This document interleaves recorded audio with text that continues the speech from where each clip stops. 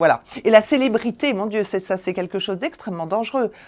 La célébrité, mais auprès de qui, auprès de quoi Non, ce qui compte, c'est la trace, c'est ce qu'on laissera. C'est ça qui compte. C'est pas les feux de paille de la célébrité. Moi, je crois pas à ça. Oui.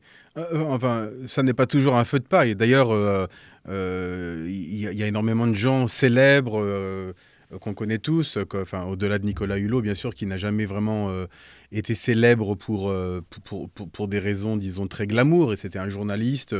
Il avait une émission de télévision qui était appréciée par les Français, mais il n'a jamais été vraiment une star de cinéma ou un chanteur de rock. Alors on peut penser à Leonardo DiCaprio, par exemple, qui fait partie de ces profils un petit peu, justement, célébrité. Mais ils ont quand même ils ont quand même un pouvoir, ces gens-là, parce que quand ils disent quelque chose ou quand ils tweetent quelque chose, il y a des millions de gens qui lisent.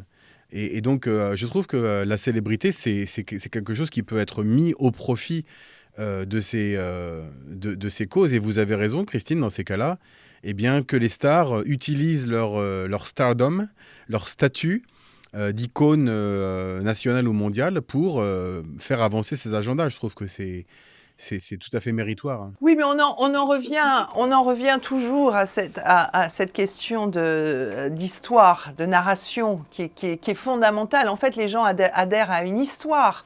Nicolas Hulot, on a adhéré à une histoire.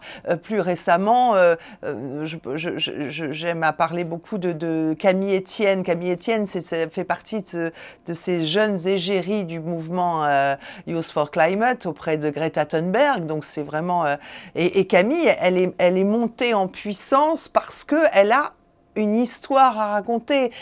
C'est une jeune femme qui est originaire de Savoie et qui en même temps est venue à Paris faire des études de Sciences Po, mais qui n'a jamais oublié quel était son socle, son ancrage naturel dans tous les sens du terme. Et de cette histoire-là, qui est une histoire familiale, une histoire parentale, elle a fait aujourd'hui le socle d'un engagement, d'une passionnariat qui est capable effectivement de camper devant l'Assemblée nationale parce que elle estime que les mesures qui sont prises par la France en matière climatique ne vont pas assez loin. Mais à la base, c'est d'abord de savoir qui on est, quelle histoire on représente soi-même, individuellement. Moi, je pense que ces enjeux-là ont besoin d'histoire humaine plus que de célébrité.